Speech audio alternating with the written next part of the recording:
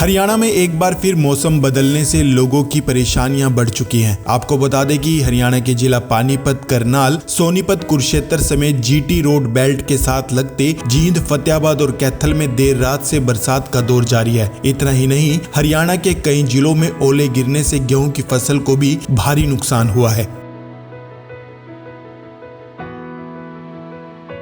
किसानों का कहना है कि ओलावृष्टि के कारण उनकी सारी मेहनत बर्बाद हो चुकी है। गेहूं और सरसों की फसल को भारी नुकसान हुआ है। ऐसे में किसानों को चिंता सताने लगी है कि यदि मौसम ऐसे ही परिवर्तनशील रहा तो उनको आर्थिक नुकसान उठाना पड़ेगा।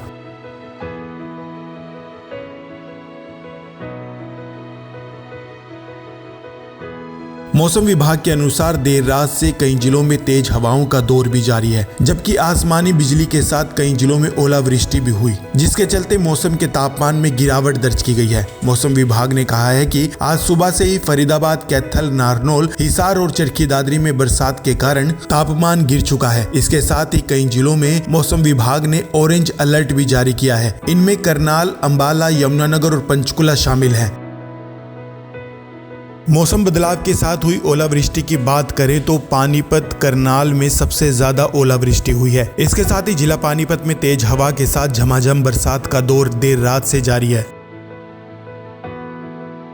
मौसम विभाग का कहना है कि हरियाणा के जिला करनाल के असंध, पानीपत के इसराना व मतलोडा, कैथल जिले में सीवन व राजौंद क्षेत्र में व इसके साथ ही फतेहाबाद में भी ओले गिरे हैं। वहीं जींद व यमुनानगर में तेज वर्षा दर्ज की गई है। ओले गिरने से गेहूं व सरसों की फसलों को काफी नुकसान हुआ है। तेज हवा के कारण गेहूं की फसलें जमीन पर बिछ गई। मौसम विभाग ने आने वाले 24 घंटे में उत्तरी हरियाणा के हिस्सों में बादल छाने व बूंदाबांदी होने की संभावना भी जताई है।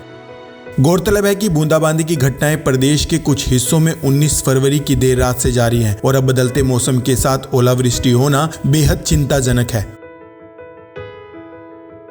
मौसम वैज्ञानिकों की माने तो मौसम की परिस्थितियां वर्तमान में पश्चिमी विक्षोभ उत्तर भारत के पहाड़ी क्षेत्रों में सक्रिय है, जबकि इससे बना साइक्लोनिक सर्कुलेशन अब पश्चिमी राजस्थान और इससे सटे इलाकों में पहुंच चुका है। इसका असर मुख्य रूप से पंजाब और हरियाणा के उत्तरी हिस्सों में देखने को मिलेगा। देर रात से हो रही बरसात और वातावरण में नमी के कारण 21 फरवरी का अधिकतम तापमान 2.0 डिग्री सेल्सियस कम हो चुका है, लेकिन ये तापमान औसतन से अधिक ही रहेगा।